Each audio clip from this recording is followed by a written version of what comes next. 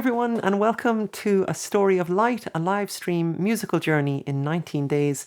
Today is day 7. We're flying along here, and if this is your first time watching, thanks for tuning in. You're very welcome. My name is Luke Slott. I'm a musician in Dublin, and I mainly focus on setting to music the Baha'i sacred writings. And from the 1st to the 19th of March this year, I'm doing this series of live streams, of daily live streams, in preparation for the release of my new album, Home of Light, which is coming out later this year, and which is a collection of new songs based on the writings of Abdu'l-Bahá.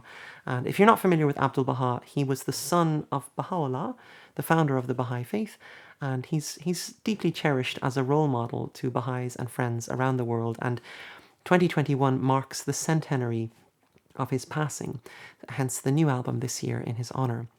So feel free to check out the previous episodes if you want to catch up on the story.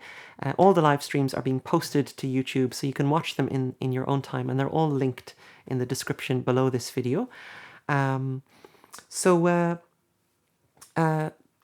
is the 7th day of the annual Baha'i fast, a very special time of year, and this is episode 7 of A Story of Light. So yesterday we looked at Baha'u'llah's first year of exile in Baghdad, and how these two kind of opposing forces had come into play. On the one hand, Baha'u'llah was, having regained his physical strength, he was making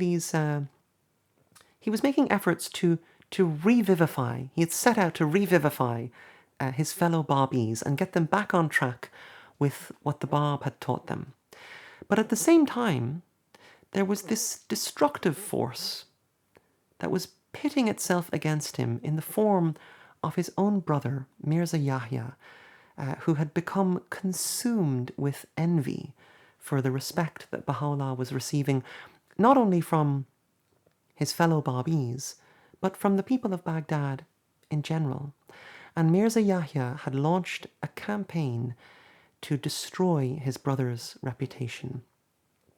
And circumstances were becoming more and more fraught, and tensions were getting higher and higher. And one day, Baha'u'llah had simply vanished without a trace. And at this time, Abdu'l-Bahá was about 10 years old. And as heartbroken as he was to wake up that morning and find that his father was gone, he trusted his father so much that he knew that there must be some kind of wisdom in Baha'u'llah's disappearance, and he trusted that when the time was right, his father would come home. But the days passed, and the weeks turned into months, with no sign of Baha'u'llah coming home. And for 2 whole years, nothing was known of Baha'u'llah's whereabouts, until one day, Abdu'l-Bahá overheard some people in the street talking about a mysterious sage who was living in the mountains far to the north in the region of Kurdistan, and who was magnetizing that region in an atmosphere of love and wisdom. And when Abdu'l-Bahá heard this, he knew that that mysterious sage was his father. And the wisdom in Baha'u'llah's disappearance is actually explained in his own writings. And so Baha'u'llah had left Baghdad so that his brother could no longer use him as a tool to destroy the Babi community. He decided that what was necessary was for him to simply step away and let the envy that was so consuming his brother just die down like the fading embers of a fire with no more fuel to burn. And so, Antimo, could you put the first slide up, please? So Baha'u'llah himself wrote this: "The one object of our retirement was to avoid becoming a subject of discord among the faithful, a source of disturbance unto our companions, the means of injury to any soul, or the cause of sorrow to any heart. We betook ourselves to the wilderness, and there, separated and alone, led for 2 years a life of complete solitude. The birds of the air were my companions, and the beasts of the field my associates. Alone, we communed with our spirit, oblivious of the world and all that is therein. And so Baha'u'llah lived alone, wandering the remote mountains of Kurdistan and only occasionally coming down to the local town of Sulaymaniyah to pick up some rice and milk for his sustenance. And one day, as Baha'u'llah was passing through Sulaymaniyah, he saw a little boy sitting on the side of the road crying. And when he asked the boy why he was so sad, the boy burst into tears and he said that his teacher had punished him for his bad handwriting and he was afraid to go back to school because he couldn't write. And Baha'u'llah, who was dressed in the simple garb of a poor dervish, sat down beside the boy and he said, "I will teach you how to write." And he took the boy's pen and he started to write out the homework, showing the boy how to trace over the lines and copy out the letters. And the boy's eyes lit up and he jumped to his feet full of confidence now, and he thanked Baha'u'llah and he ran back to his school and delivered his homework to his teacher. But what the teacher saw when he looked at that homework was the most exquisite calligraphy that he had ever seen. And when he asked the boy who wrote this, the little boy said to him, "The wandering dervish in the mountains." And the teacher replied, "He is no dervish, the writer of this, but a royal personage."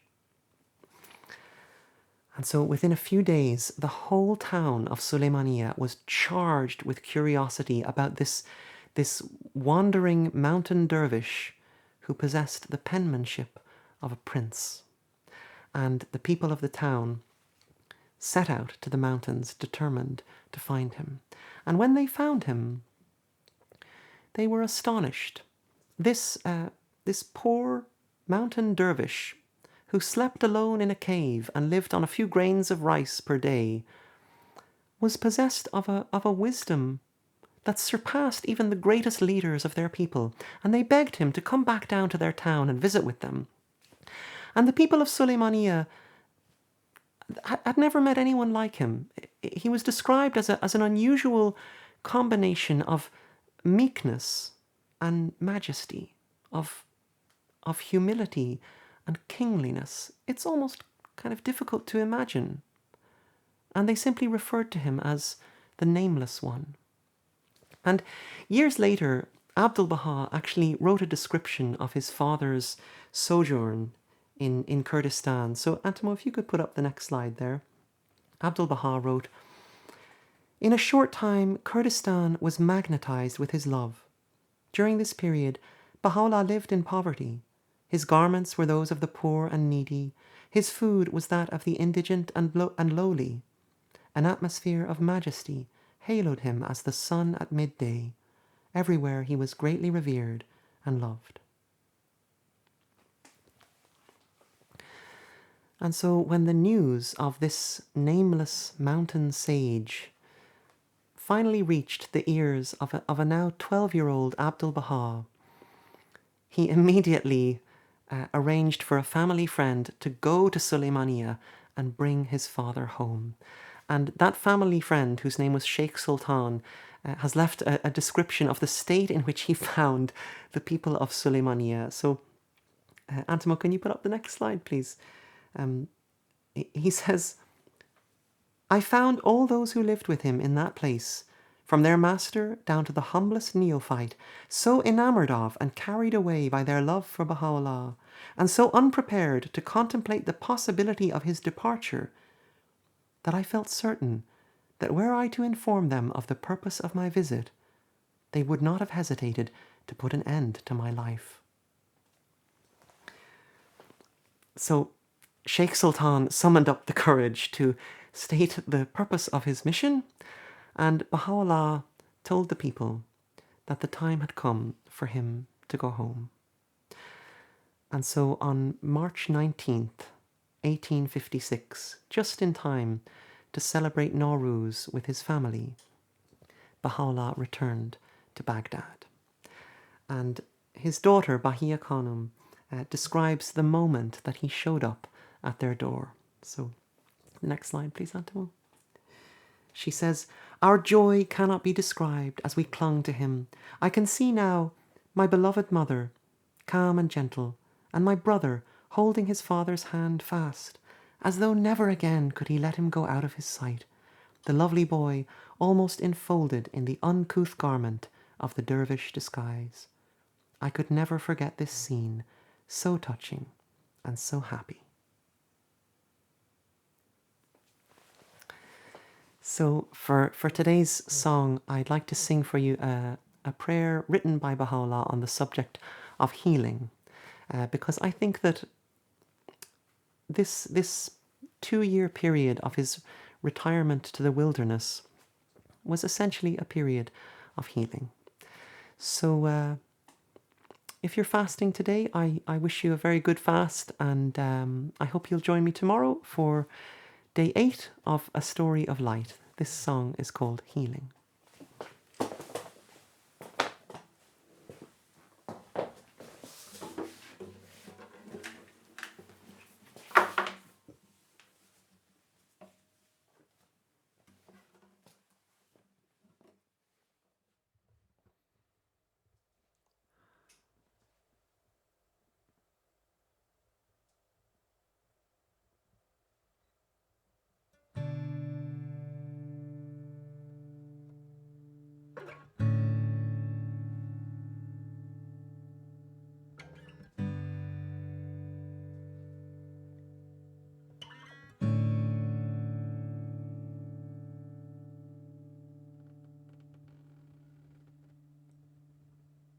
Thy name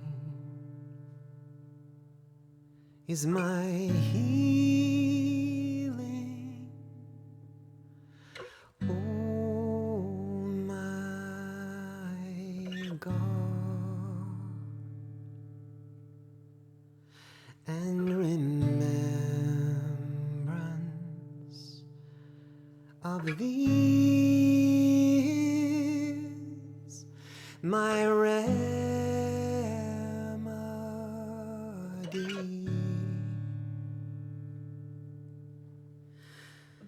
Nearness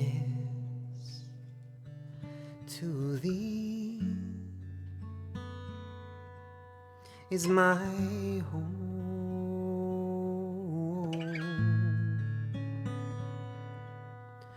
and love for thee is my companion.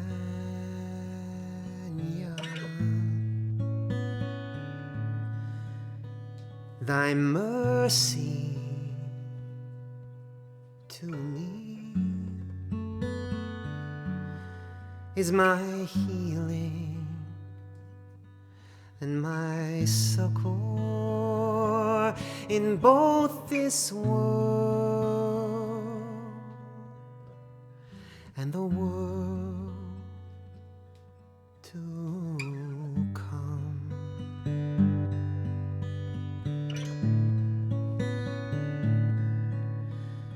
Thou verily art thee, all bountiful, the all-knowing, the all-wise.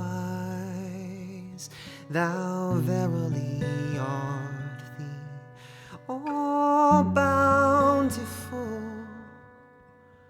the all-knowing, the all-wise. Thou verily art the all-bountiful, the all-knowing, the all-wise. Thou verily art the all-bountiful, the all-knowing, the all-wise. Thy name is my healing, oh my